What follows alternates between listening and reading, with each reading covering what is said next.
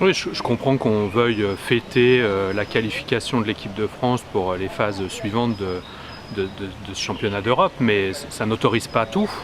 Et ça n'autorise pas notamment à dégrader un patrimoine tout à fait remarquable, classé par l'UNESCO patrimoine mondial. Plusieurs éléments des grilles Jean Lamour, dont nous fêtions encore ce week-end l'anniversaire de la mort, ont été dégradés. Et je veux dire très solennellement que nous n'acceptons pas ces dégradations, que bien évidemment nous allons travailler à la remise en état, mais j'en appelle à la responsabilité de tous. On peut tout à fait fêter une victoire sans dégrader l'espace public et particulièrement ce patrimoine. J'attire aussi l'attention des uns et des autres, j'en appelle à leur responsabilité, que c'est aussi extrêmement dangereux pour leur propre sécurité. Parce qu'on a vu hier soir des gens monter sur ces grilles, monter sur les statues, et si l'un d'entre eux était tombé, ça aurait pu être tout à fait dramatique.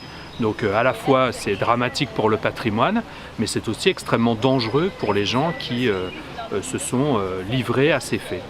Cet élément a été arraché, il est tombé à l'intérieur, dans l'enceinte du jardin du musée des Beaux-Arts, c'est bien ça? Oui, il a été trouvé ce matin par les équipes qui installaient la guinguette que nous ouvrons aujourd'hui dans le jardin du musée des Beaux-Arts.